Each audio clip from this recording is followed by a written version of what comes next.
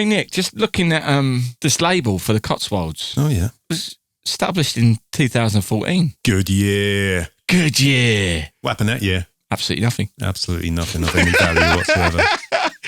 Whisky and Things started. That was when we started. Maybe, just maybe, Nick, they were so inspired by our original YouTube series. They foresaw that we were going to have a podcast in a few years and went, do you know what? If we start now, we're going to start a whiskey. It'll be mature. If we start now, we will be episode 10 of the Whisky and Things podcast. It all makes sense, Dave. It all makes sense. And it all worked out perfectly for him. It all worked out so well. You know what, Dave? I love it when a plan comes together. I love it when a plan comes together.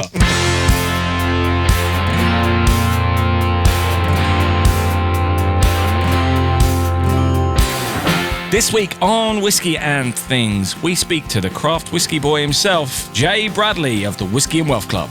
And we bring it home and sample the Cotswolds Distillery Single Malt Whiskey and hear the dulcet notes from our beloved whiskey god. And don't forget, you can keep up to date on our social media platforms. Sometimes there's some extra content as well on Twitter and Facebook at Whisky and Things and on Instagram at Whisky and Things Podcast. So that's whiskey with no E. Don't forget. And if you're feeling kind, please rate, review and subscribe on your preferred podcast platform. Because I really love just watching the ticker go up. It's like my favourite thing to do. Watching that number go up. I love it. You're listening to the Whisky and Things podcast with Dave Giles and Nick Kent. Welcome to Whisky and Things, episode 10. Double digits. I am Dave Giles. And I am doing my best to perform as Nick Kent. Rumours are you're a bit hungover, Nick. Yeah, well, it's before noon. We're recording this. Get a text this morning. Yeah, can we do 11:30 today? Look, I've got a lot of stuff on. Got a lot of stuff on at the moment. Busy man. Yeah, look, mate, I loved last week's show. Good job. It was fun. Big shout out to your sound effect library. Oh, yeah, I found it. Yeah, I forgot I had those. What are you talking about? That was live. I captured that live, your Lego falling over. Well, I enjoyed that a lot.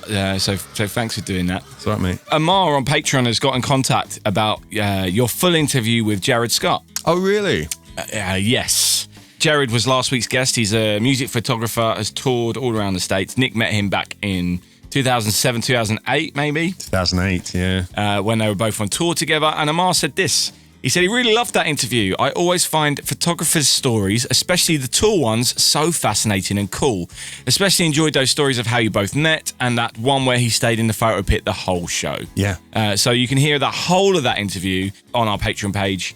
And we've been putting up a few 3-minute clips up on Facebook, and we will continue to do that as well. Yeah. So you can hear more from Jared Scott. Yeah, it's a good point, isn't it? Photographers have a weird place within a tour, don't they? And it's something we didn't actually talk about afterwards, but I loved it when Jared talked about if you haven't taken a photo of being on tour, or you're even on tour. Yeah, exactly, yeah, these days.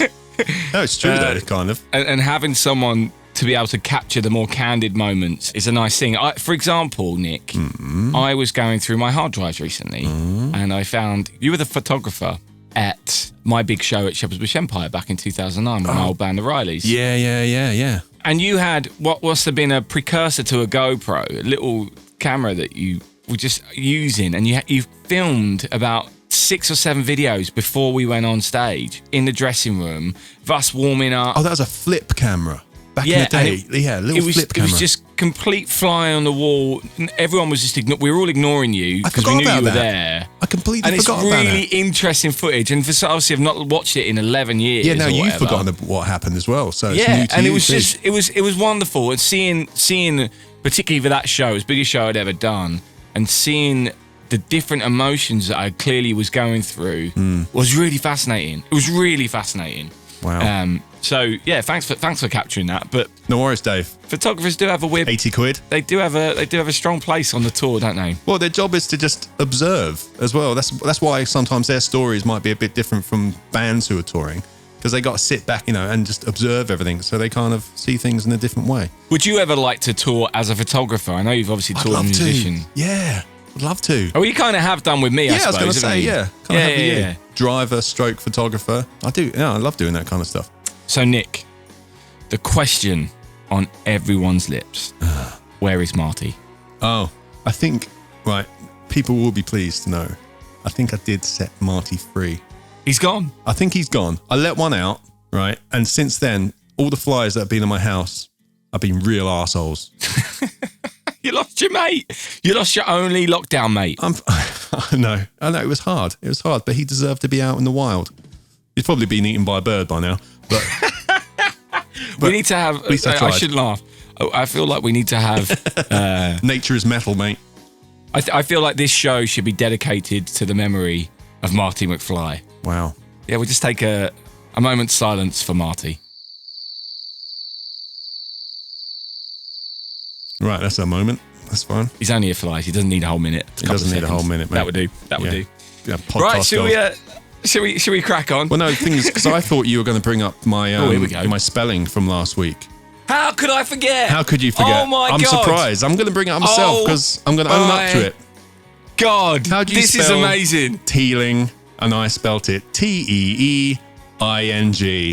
Oh my God. So Lauren sent me a text. This is why I forgot, because it was in my text messages. And she sent me a message going, did Nick do that on purpose? I'm like, what? She's like, I had to listen to it 4 times to see if he'd said it right. Yeah, no, of course, we listened to it numerous times before the show goes out, and I didn't even notice. But I'm blaming you, Dave. It's all your fault. That's the thing. It's all your fault. Why? Right? Why? Because I only pronounced it. I only spelt it out because you pronounced it Teelin. Right? You dropped the G off the end of it with your native London tongue. So I felt I had to actually spell it to everyone and then got it wrong. Tea-in. Nick drank some tea in last week. Teelin. Teeling. T-E-E. Anyway, I promise to spell this week's properly. The easiest spelling whiskey we've had in 10 weeks, and you got it wrong. Amazing. Well, I'm only human, just goes to show. Sorry, everyone. Anyway, let's find out what this week's whiskey is, shall we? Whiskey bots, roll out. This week's whiskey. We're bringing it home, Dave. We're bringing it home. It's coming home. It's coming home. It's coming. It's coming. Tried to harmonise. Single Didn't really malt's work. coming home. Cotswolds Distillery Single Malt. We are going with this week. Cotswolds is spelt Kotswuldddd.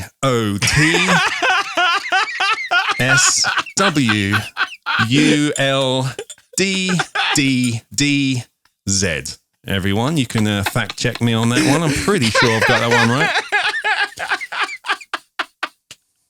This is our first English one. Is there many English whiskies? That's my first question I'm going to ask you. There's only a couple, I think. There's not many. Nice. It's my understanding. So it's another 46%er and it's another early start. Yeah, so the chances are I'm going to get wasted again.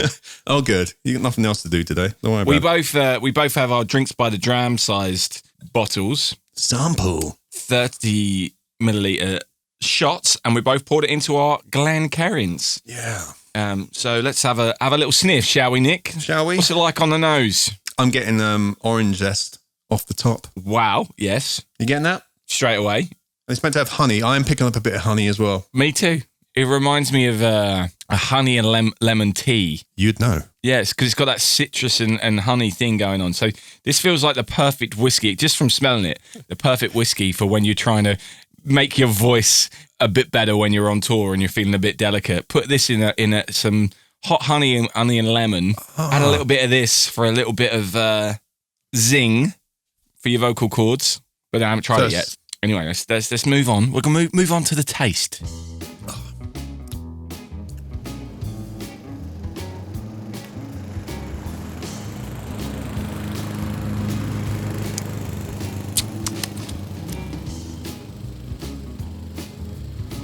It's just so early, Nick. Well, it's very fruity. It's very citrusy. The finish, anyway. It's a very citrusy finish. it's bold. I think it's another one of those ones that would definitely work well in many cocktails. I can imagine this is an old-fashioned for sure. You reckon? Oh, yeah, of This course. would be Yeah, with the orange. This would be a delightful old-fashioned, With a the bit of a orange twist for going it on. not being a bourbon as well. Because most old-fashions are made with bourbons, but not single malts. But Yeah. this would be, Mix it up a bit. a bit smokier. I'm getting some black pepper on the end Oh, yes. as well. Now you've said it.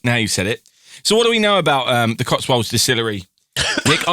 Because I am more aware of them as makers of gin. Yes, they do. That's kind of what they were known of. Were known for. They were known of. Yeah. Gin spelt J-I-N, of course. So is the whiskey thing a new thing? Yeah, it's a pretty new thing for them. It's all locally grown barley, floor malted. Nice. It's quite a young one, actually, which is quite interesting. It's only been aged between 3 and 4 years. Oh, wow. Yeah, so it's quite young. But it's still got, you can tell, though, loads of flavour to it. Yeah. You know. You wouldn't have said that for a young... Yeah. And I think it's to do with a couple of things. One, they usually, when they're fermenting the beer, the mash, etc., in that part of the process, they usually ferment it for about 48 to 60 hours. But for this, they went to like over 90 hours, which apparently gives it a fruitier flavour. That would be it. There it is. And as well, they're matured in ex-bourbon casks, but also reconditioned red wine casks as well, which they re-char. So they burn the insides again. So that might give it a more intense flavour as well. Ah, so that's where some of the smokiness is coming from. It's not too smoky. It's not overbearing, but there definitely is a smoky vibe to this. But again, it's got a lot of colour and a lot of flavour. For something so young, yeah, that's probably where that's coming from, isn't it? Mm. I like this. I do want to try it in a cocktail, I'm not going to lie. You do you. Go get some. Go get it. Go get it. Do it now. Do it live on air. I haven't got any stuff, Nate. I haven't got any stuff. That's one thing I wish I had in, actually, was some cocktail equipment, as it were. Yeah. But this is gorgeous. Yeah, I'm a big fan of this. I don't have too much to say other than this is the second week in a row I've tried something new and really liked it. Well, hopefully we won't get too many bad ones. Otherwise, this job would be really rubbish. No, but I'm talking, I really like, this is really tasty. Sometimes whiskey on the finish can leave a taste in your mouth and you're like, I'm enjoying my whiskey breath. I'm enjoying my midday whiskey breath, which is something I didn't think I would say. I'm glad you are. Anyway, shall we crack on with the things? Yeah. Later on, you'll be able to hear what the whiskey god has to say about this.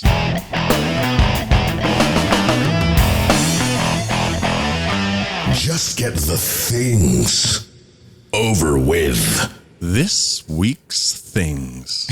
This week's things. What do you reckon? No? I don't know. It kind of works. Keep it in, Nick. I'll keep it in. You like I like it when we just ad lib. It's great. That's new. That is new. So, Right. So Nick, what have you been up to this week?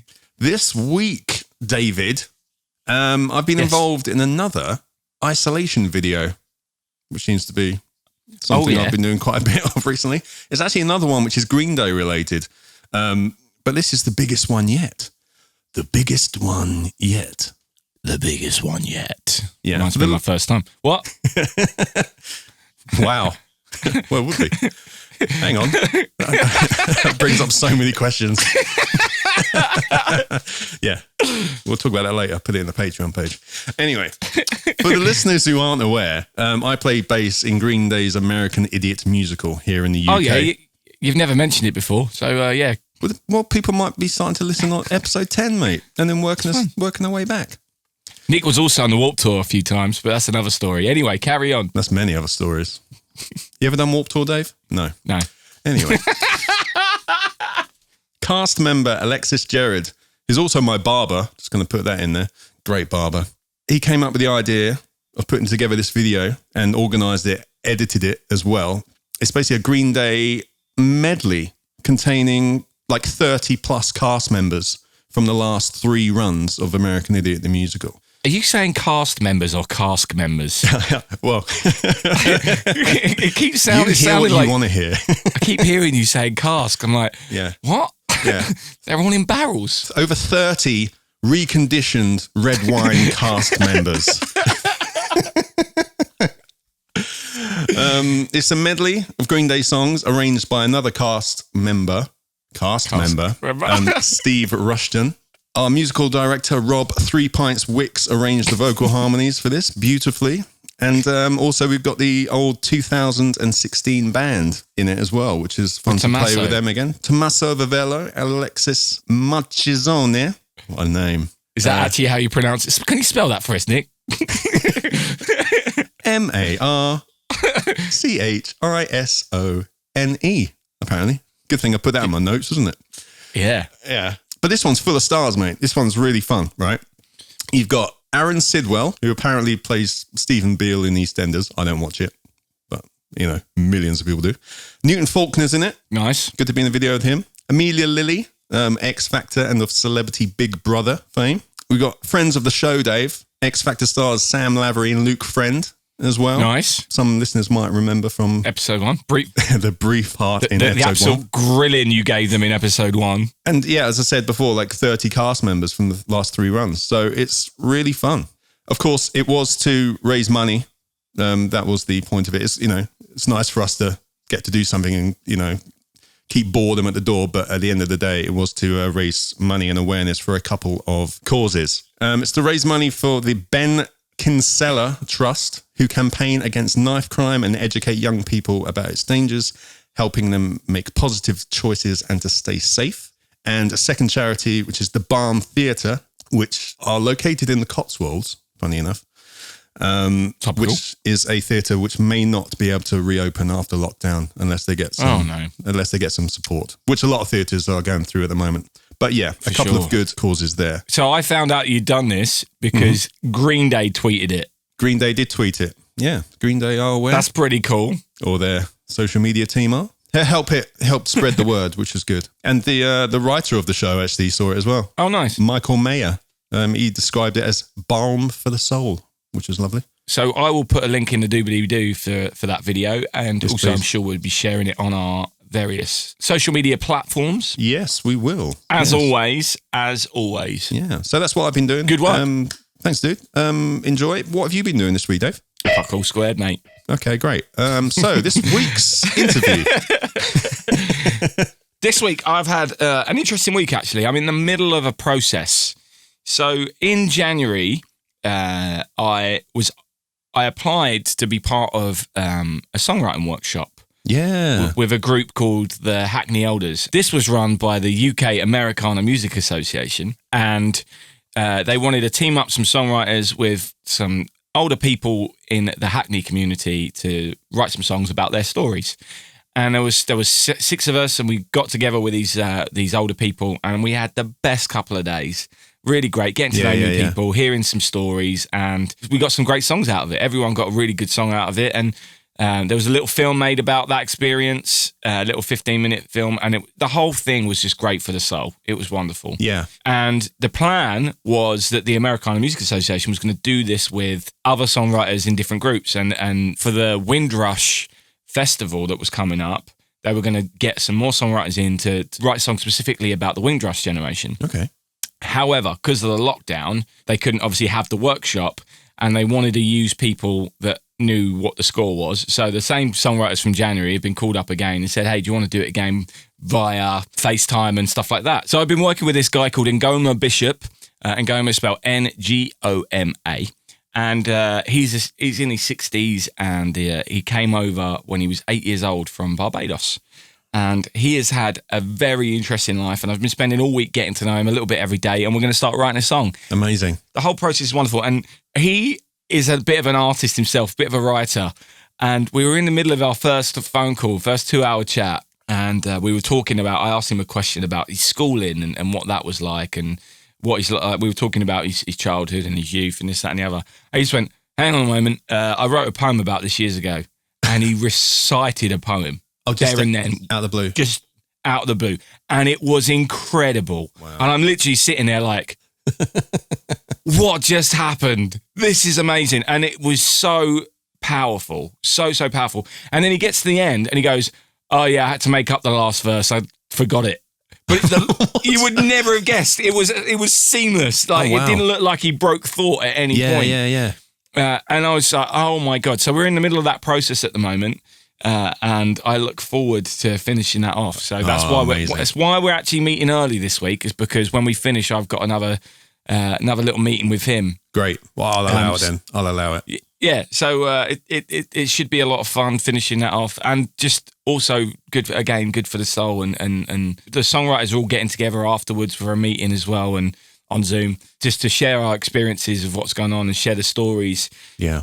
Good thing about good songwriting is it's all about sharing stories, and sometimes that can be forgotten. When that's the tradition of songwriting, is it's about spreading a story that would needed to be told. Yeah. And that's the folklore. 3 chords and the truth, mate. Yes, and it's nice to remember that that's what we do, and that the story is actually the important part a lot of the time, not just how much coin you can earn. Yeah. But we also had a very interesting meeting this week, didn't we, Nicholas? We did have a very interesting meeting. Do you want to explain it? Yeah. So you may remember last week I introduced a bottle of whiskey which someone had purchased for me, which was a special edition bottle number 169 of 300 odd, whatever it was, cask strength Apollo 13 branded whiskey from Highland Park. Yeah. And we discussed briefly about whether it's worth anything, or whether it's an investment. Should I drink it or is it investment? Yeah. Can you sit on that? Exactly. So it made me think we need to get someone on who knows about these things. So fortunately, I managed to get in contact with a guy called Jay Bradley, who's the founder of the Whisky and Wealth Club. A brief summary of what they do: you buy casks of whiskey through them, which are brand new casks. So when the whiskey, a cask being a barrel, when the whiskey is first put into them, that's when you buy them at year 0. New make in the barrel. Exactly, they call it new make. And you buy it for however many years, you pay a price, and it covers insurance and all that kind of stuff, and the storage. And then you sell it after 5 to 10 years. Now, this is expensive, so we're not doing this to tell everyone that you should be doing this, but it was a very long chat. Very interesting and a chat. very interesting chat. This guy really knows his whiskey. But one thing he did say about if someone hears this and wants to get into investing in whiskey and wants to talk to these guys afterwards, please note that Jay was very clear that this should be part of your bigger picture investment portfolio, and you shouldn't put all your eggs in this basket. Although he thinks it's a good thing, it has its pros and cons, which I'm sure you can look into. We'll give you all the details later. But essentially, Jay is an Irish guy, worked within bars most of his life, and wanted to start doing his own craft Irish whiskey because he was looking around and seeing that there wasn't many smaller brands of Irish whiskey, and wanted to start his own. He wanted to get in on that, and found a gap in the market for both that and a way of helping smaller distilleries in Ireland and also investors. And he's also then gone into Scotch. And one of the things you may say, well, why can't I get in contact with the distilleries directly and do this without a middleman? You probably can. But these guys It's all set up. are getting some very unique whiskies themselves. They've got special distillers coming in, master distillers, who are making stuff exclusively from them. So it's not just that you're getting new make, you're getting a very special kind of brand, which you can then do what you want with at the end. For the listener's benefit, he does touch on the Irish whiskey history. The Irish whiskey industry was one of the biggest in the world, but due to the invention of a new type of still that the Irish didn't want to adopt, the Scottish companies kind of took over, along with Prohibition, eliminating the American market and the Second World War, etc. The number of Irish distilleries went down to about 2 or something after they had to create a monopoly to kind of survive. So just bear that in mind as we talk to Jay Bradley. Welcome to Whisky and Things. Very cool podcast. I'm glad that you guys are doing it. Oh, thanks for coming on board. How did you start working with whiskey? It's a good question. So I got into the bar game really, really young. I was 14 when I left school. I left to go and work in my dad's furniture factory. And at nighttime, it was kind of commonplace in our household to try and work 2 jobs. So at nighttime, I worked as a lounge boy, delivering drinks. And then eventually by 16, upgraded to a barman and stayed a barman. I became the bar manager then as a part-timer, moved to Australia, became a bar manager over there and just stayed in the bar game for a while, eventually getting out and running sales and marketing companies and getting into different industries. And when I kind of semi-retired, so to speak, I bought a bar, an old wine bar, and I converted it into a whiskey bar, cocktail bar, and a smokehouse. One of my passions on the side is to barbecue, so I used to do competitive barbecue, and yeah, it's fun. Yes. And when I had all that, I really started to take notice, this was going back a number of years ago, about Irish whiskey, because when I bought the bar, there was only 2 Irish whiskies on the shelf. And then I started looking around all the bars and I started taking notice that there was actually, most of them only had one, which was Jameson. Sometimes you'd find Tullamore or Bushmills beside it if it was a great bar. But then even high-end restaurants, Michelin star restaurants, everywhere, you'd look at this big list and you'd see 15 or 20 single malts, a bunch of other blends from Scotland. You'd see 10 or 12 Japanese, the same in bourbon, even more Canadian than Irish. You'd see 2 Irish. And I was like, hang on a sec, Irish invented whiskey. Why is it not premise? So I started researching, started looking into it and seeing what happened. Obviously, after doing all this research and understanding that Irish whiskey was now about to start kicking again, and knowing that, what made Scotch so big, Scottish whiskey, was lots of entrepreneurs. Entrepreneurs create innovation. If you got one company holding a monopoly, well, then it's one board of directors deciding what happens with that whole category, which was to stay small and not export and don't get hurt again. Scottish was the opposite. They had hundreds of distilleries and they were all competing against each other for the same money. So then you had like the likes of the Macallan going single malt and high end, and you had, you know, Famous Grouse going for the blends. You had all these different innovations going on. And now I knew that was about to come into Irish whiskey. So I always wanted to get in from that perspective. My dad got sick and I was back in Ireland, and he helped me start this whole thing. He helped me start Whisky and Wealth Club. It was his passion and mine together. And that's essentially how I got in. One night we're sitting up having a whiskey in Dublin at his kitchen table. And we talked about what happened and where it went. And I told him what I wanted to do now that I'm back in Ireland, because he goes, well, what are you going to do, son, for money? And I said, well, look, I'm not going to start another bar. I mean, the hours are crazy. When you have a family and kids, it's probably not the best lifestyle. It's fun, but it's not the best. But I do like the alcohol lifestyle, right? So I was like, well, how can I do the same thing but do a 9 to 5? And whiskey was the answer to that. So that's where it all started from. Whiskey is the answer. Whiskey was the answer. It doesn't matter what the question is. Yeah. How did you get in working into whiskey? Whiskey is the answer. Whiskey and my dad. That's so great. Tell us a bit more about the Whisky Wealth Club. Give us a bit of a summary about what the structure is of that. Yeah, so when we sat there napkining out the concept of growing a whiskey company, whiskey isn't cheap. You have to buy it and sit on it for a number of years. Or if you don't have that ability, you're buying mature stock, which is obviously through the roof. I only had a limited amount of capital, so I didn't have enough to go and build a huge, big whiskey company. So we said, well, what can we do that everybody else is doing? And I looked across the industry, and what most of them were doing was selling these casks of whiskey for like $6,500 to buy a cask of whiskey as a novelty, because you could obviously never resell that for at least another 15 years, maybe 20 years before it. So I looked at this kind of space, and I was like, well, what can we do? And we started going around, touring around distilleries, me and my dad, talking to them about buying their new make off them, and they would give us their pricing list. And they all had a kind of similar matrix. It was new make is this price, 1 year old is this price, 2 year olds that price, 3 year olds that price. And there's all similar. I was like, hang on a sec, if you bought new make, by the time it was 5 years old, nearly what new make was, 1 year old was nearly double that price, 2 year old was nearly double the 1 year old price, and it was going like that. So I thought, well, okay, hang on a sec, if we bought lots of new make, and we sold it to somebody, but we put a margin on it as profit. But in that margin, we paid for 5 years of storage and insurance. Well, then someone could buy it. The distillery gets to win by selling us a percentage of their stock, right? Because most distilleries, they make whiskey, they lay it down to rest, and they can't make money on it for 5 or 10 years. But what if they could sell 30% of that to us and get cash day one and then lay the other 70? So it's a win for them. They sell us a percentage of their stock. We then put our margin on it, we get a win, but then the investor or the client or whoever it might be that wants to buy it, the collector, they get to sit on it, and in 5 years' time, it's worth more than what they paid for it. Nothing's really safe. We learned that in 2008. We've learned it again just now with the coronavirus. Nothing's really safe as they claim it can be. Whiskey is one of those things that if you're sitting on a cask of whiskey, nothing's really going to happen to it other than that 2% evaporation. Generally speaking, you could get obviously full leakage, but the warehouse keeper picks up on that. No one breaks in and steals casks of whiskey. They're too heavy, right? And if you have it fully insured anyway, your downside is effectively covered. And then it's just a matter of what did you pay for it? Because if you paid too much for it, you're going to have to wait many, many years to get a return. But if you paid a fair price, well, then over time, you are going to make a return. Obviously, within that, you've got the fact that because it gets better with age, and therefore the value should increase because the quality's up. It's a longer term investment, so it can ride out a recession.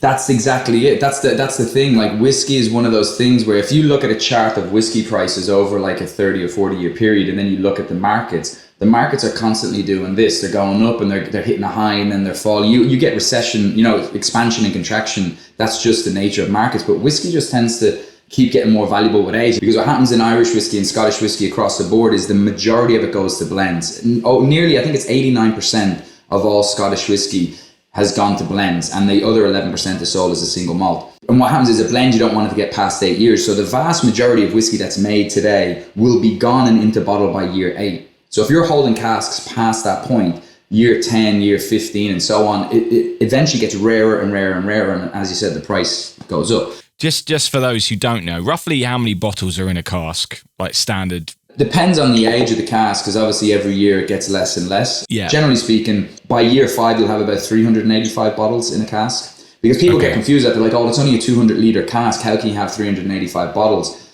Well, what they don't understand is what's in that cask is a high ABV spirit. It can be up as high as 68% alcohol. So when it comes out of that, you're going to add the water to it to get it to 46. So you're going to have more bottles of whiskey.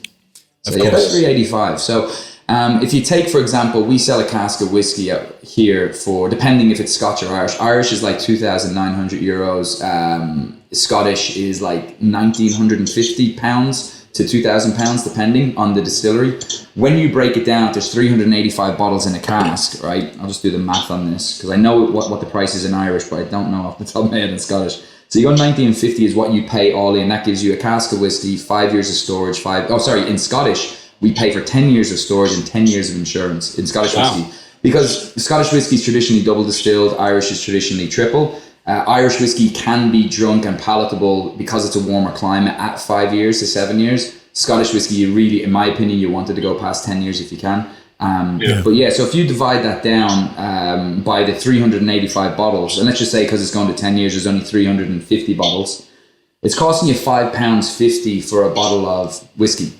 That's your all-in cost for a 10-year-old exclusive Scotch whiskey. So it's not extortionately high. Now, obviously, the £5 is your all-in cost. You still have to pay for your bottle and your label. You still have the HMRC duty, customs. But yeah, you get out of jail for, I'd say, around the £15 mark, 15 to £19 mark in what it costs all in. And then you've got a really nice 10-year-old. And if you want to mature for another 10 years, then, it'll cost you another £300-400 all in. So before we move on to other whiskey related topics, sure. I got bought this bottle and I want to just run it by you. Dave is a big space fan, by the way. Yeah, I love space travel, right? So someone sent this. Houston, we have a problem. 13-year-old Highland Park. It's bottle number 169 of 322. Blah blah blah blah blah. When someone gets you this kind of thing, yeah. Does this become a single mini investment? Is this the kind of thing I should sit on, or should I open it up and enjoy? Like, I know this is on a very small scale compared to what you're talking about, but it's a collectible. Yeah, I mean, look, they're all collectibles, and they're all something that eventually there'll be no more of in the future. There's one, obviously, collectible whiskies when they're from a really well-known brand, like a release that they've done themselves that was only limited is a much safer investment.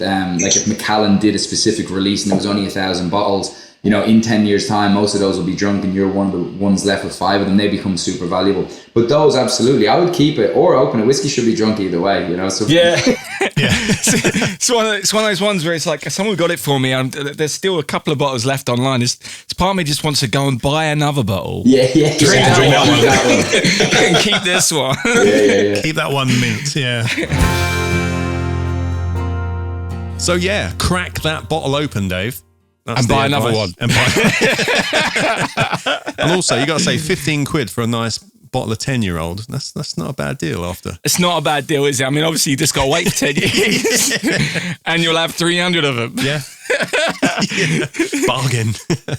But yeah, you can do the maths there and see that there are some, if you have the money, then there could be some good little investment options there for you if you wish. Now, I did have to cut out a lot within this, and there's a second part of the interview coming out where we talk about more general whiskey stuff, not just investing.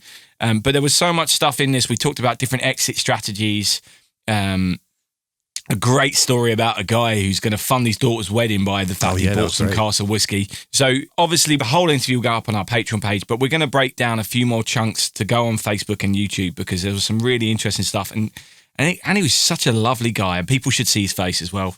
Beautiful face. What a beautiful face. Beautiful man. Anyway, is it Whiskey God time? Whiskey? So yeah, Jay Bradley really knows his stuff, doesn't he? Whoa!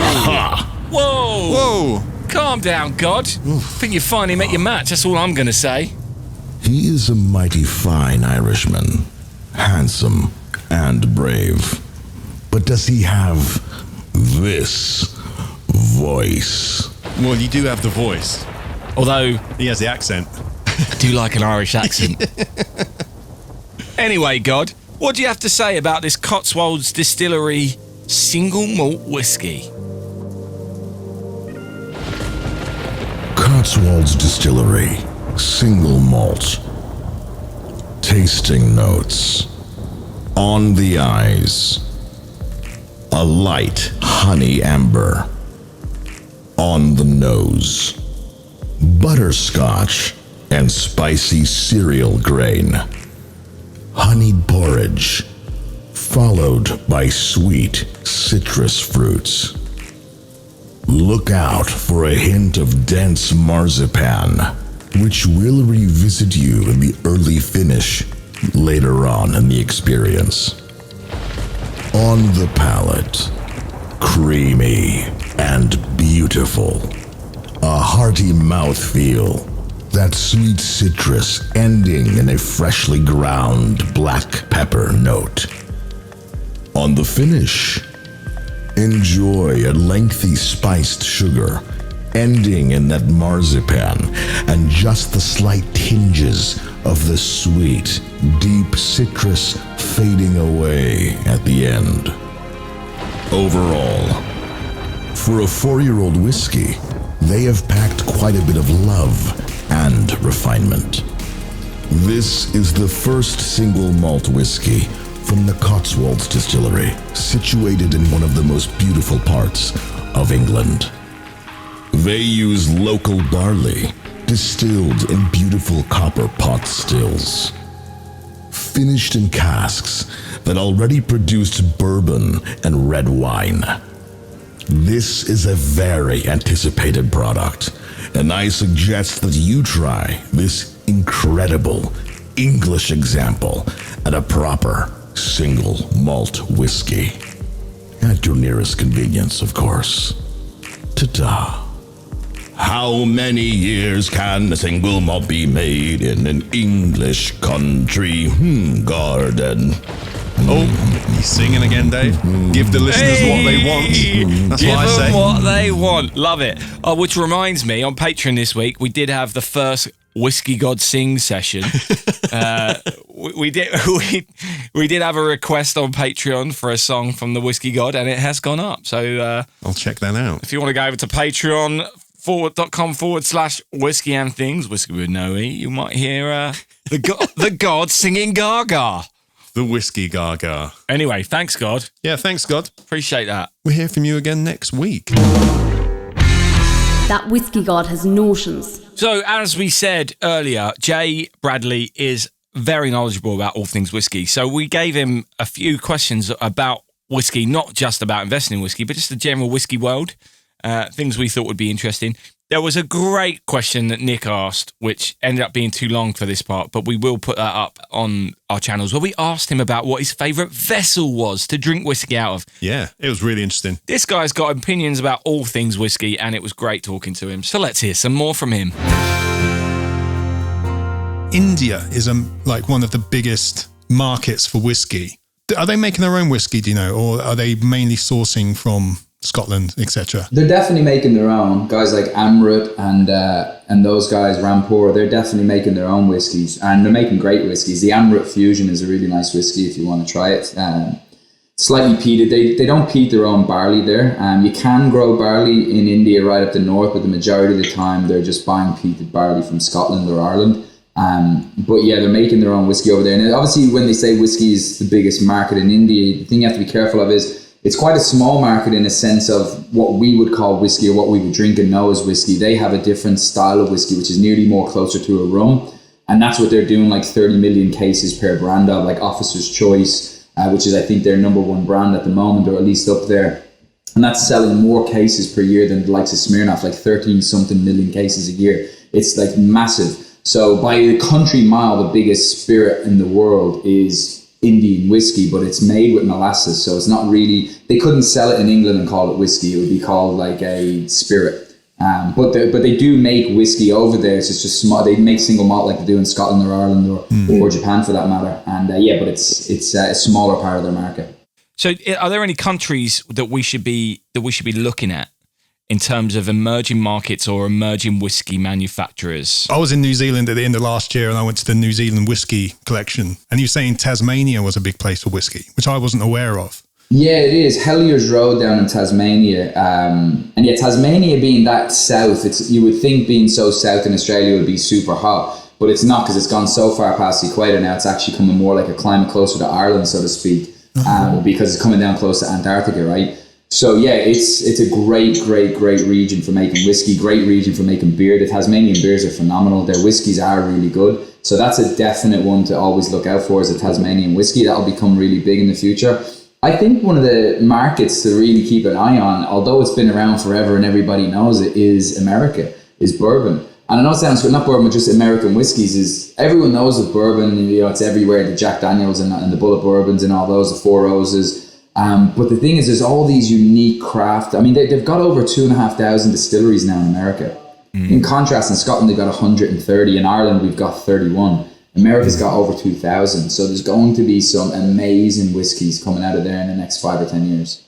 Do you foresee a whiskey cocktail trend coming along? Because you know how with the gin market has been revolutionised over the last couple of years because Fever Tree come out with a whole load of great tonics, different flavoured tonics, and it really has given the gin market a huge boost. Can you see a trend coming with that soon? Is marketing-wise, can you see that coming? Yeah, I definitely do. I think it's already coming strong. 100%. Like whiskey cocktails now are getting really, really popular for men and women.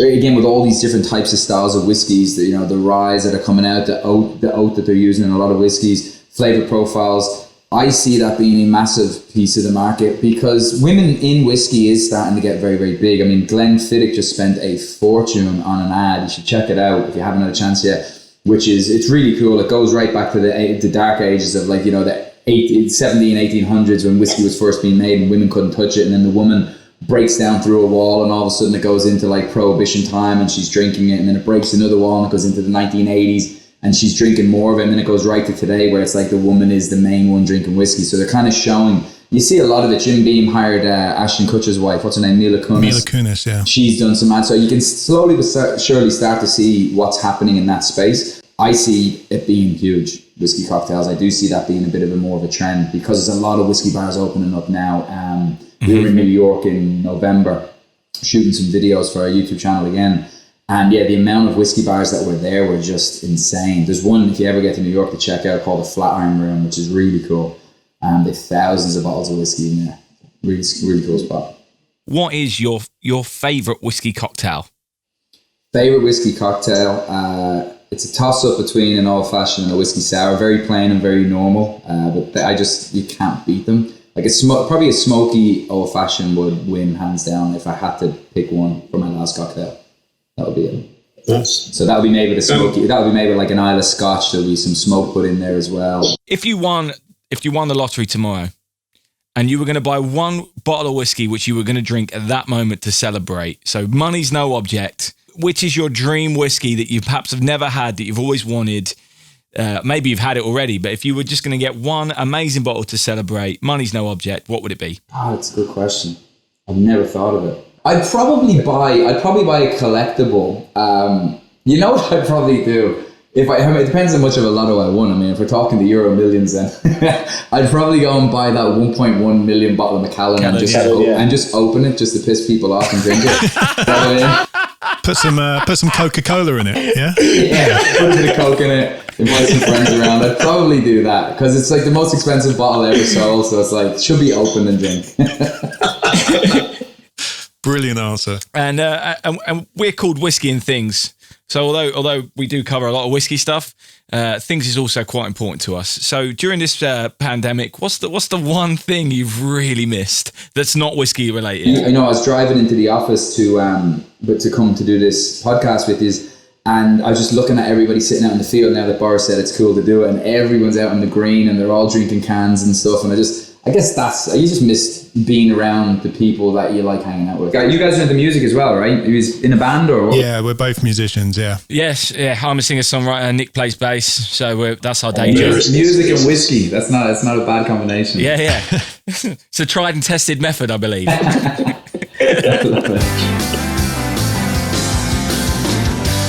You're listening to the Whisky and Things podcast. Tried and tested indeed. I really enjoyed that. I feel tried and tested. Every week when you record a podcast with me. At 11:30 in the morning. Yeah, you're right. So yes, that was really interesting. We are going to be trying an Indian whiskey, aren't we? We are. That's what I found really interesting, actually. We're trying in a few weeks the John Paul edited single malt whiskey. So that is a proper whiskey as opposed to the kind of whiskies that he also talked about, some of their big sellers, which aren't strictly whiskies. Yes, with the rum and all that kind of stuff, the spirit. Yeah, this one we're going to be trying actually uses Indian barley and Scottish peated barley. So it's a peated Indian whiskey, which will be interesting. We'll let you know when we're going to taste that. We'll do that in a few weeks, I think. Yeah. But yeah, that was really fascinating. As I said, I've said it a few times now, but it's worth repeating. The full interview, which is about an hour long, will go up on our Patreon page, and we'll be putting up some selected highlights of other things that he said, or just in a bit more detail of what he had already talked about on our Facebook and YouTube pages. Yeah. Yes. So if you'd like to know more about Jay and the Whisky and Wealth Club, you can find the Whisky and Wealth Club on Facebook at facebook.com/Whisky and Wealth, on Instagram at Whisky Wealth Club, and on LinkedIn at Whisky-Wealth-Club. Now that's whiskey with an E. Also, Crazy times. he has this YouTube channel and group with two other guys called Craft Whiskey Boys. Yeah, it's really good. I watched a few videos. They've got a load of videos where they really go into detail. They try a load of whiskies. They do various different things. It's very, very good indeed. And that on Twitter is at Craft Whiskey Boy, and on Instagram at craft.whiskey.boys. And on YouTube, just look up Craft Whiskey Boys. We will put links in our blah, blah, blah, blah, blahs, as always. You know what they are. Yeah, you know where they are. But yeah, seriously, go and check these guys out. If you're interested in whiskey, well worth checking out. Yeah, hopefully we'll be able to go and hang out with those guys at some point, because he's a fan of barbecuing, and he's got an offset smoker as well, which we found out in the long interview. Whiskey and barbecue, yes, please. It's the best marriage. It's the best marriage. Please. Whiskey and brisket. Oh, Smoke that sausage. oh, Nick, you could set up an OnlyFans talking about sausage. Anyway, Mate, yeah, your barbecue sauce too. Oh, mate. Oh, it's exactly. It's all coming together.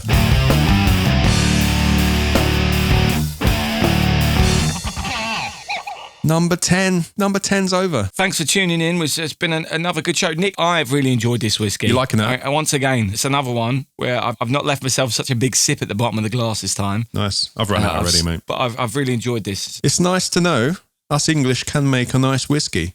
Yeah, who knew? Who knew? Who knew? Who knew indeed? So a couple of other things to finish up on. First of all, last week at this point, we talked about the fact that you sell prints, Nick. I do sell prints on my site. You don't know where I'm going with this, do you? I don't, mate. Well, I know the fact that prints of you at the moment aren't available. I haven't put them up yet. What? Yeah, I know. They were for a little bit, but then I felt a bit weird, like selling prints of artists without their permission, and I didn't ask you. You've got my permission. Come on, you never needed to ask me permission. I know, but it's just the way That's I what am. friends are for, Nick. Anyway, George. Hey, George. Or Josh. Yeah. On Twitter sent Whiskey and Things a tweet saying that he has in the past purchased a Nick print, and it's one of his favourite possessions. 10 out of 10 service. Oh, thank you. So I'm doing some plugging for your business for you there, Nick. Thanks, dude. Thank you, Josh. We've had a number of lovely comments as always, but once again we've had someone start going through everything from the beginning late.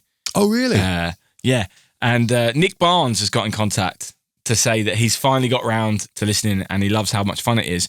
But because in our first episode, or maybe in our first couple of episodes, we talked about food, whiskey and food. Oh, yeah, we did, and didn't we? whiskey-flavoured things. Yeah. And that's another thing we're going to get round to with our cocktails when we can get together. Yeah. I forgot to say back then that I did actually have whiskey-flavoured coffee in my cupboard the whole time. And I didn't bring it up. And it's rubbish, by the way. So, We've got whiskey coffee, we've got whiskey chocolate, we've got whiskey marmalade. Yeah. Someone this week has sent, I can't remember who it was, someone sent me a recipe for making whiskey popcorn. Interesting. But Nick has just done this, which is actually blown me away. Jameson's pancakes. I'm getting whiskey maple syrup in my head. Right, so he said there are two ways of doing it. The simplest is slosh Jameson's into a pan. Slosh is such a great word. It is great. Maybe 200 millilitres. Start warming on the stove. Add a load of sugar, perhaps 200 grams. I love how accurate it is. Yeah, perhaps 200 Heat grams. and stir until bubbling and sugar is dissolved. Big squirt of lemon juice, like 20 or 30 mils, and serve. It's hard to get wrong. Yeah, how big is a squirt? And the less simple version of the recipe. Starts with butter or vegan equivalent, but it's basically the same. So, yeah. Interesting. Definitely, I think we should make some whiskey pancakes. Lockdown whiskey pancakes. And we should get some whiskey marmalade on them. And maybe melt some whiskey chocolate that I have onto these pancakes. We could try lots of different things. But yeah, I'm excited about our whiskey food day. But he finishes to say that we have inspired him to rootle through his whiskey cupboard. Another great word there. To drink along. Rootle through. I'm not trying to spell that. And he's asked if there is any chance of a Talisker episode. Has he really said that? He has really said that. Wow. Which leads us nicely on to next week's whiskey. Next week, we are trying the Ardbeg. No. Yeah, we're trying a 10-year Talisker single malt next week, aren't we? So, Nick, thanks for... Hopefully, you may have caught up by then so you can drink along with us. But if anyone has tried the Talisker 10-year-old, please do get in contact with your own tasting notes. Yeah, please. And if you have any other whiskey-related stories or any stories you want us to share with us about what we're up to in the pod or other things, please do. Yeah. In all the usual ways. Please. Also, next week... Yeah, go on. Hopefully we've got a buddy on. You remember him? You remember the ginger guy? He's a vlogger, Dave. He's a vlogger. Went on tour with you years ago. He's quite forgettable. I'll tell you all about him. Luke Cutforth. Robbie Coles. Oh, Robbie Coles. Robbie Coles is hopefully on the Robbie. show next week. You probably know him at the moment as vlogger from the Ranganathan show, hosted by Ramesh Ranganathan. So yeah. And he's coming on our little show, is he? He's coming on our little show. He's an absolute legend. He came on our YouTube show back in 2014 and threatened everyone with a hammer. So let's see what happens this Hopefully time. he's calmed down. Hopefully he's... So thanks for listening, and hopefully we'll see you in another 10 episodes. Good album, that, 10. Anyway. Bye, everyone.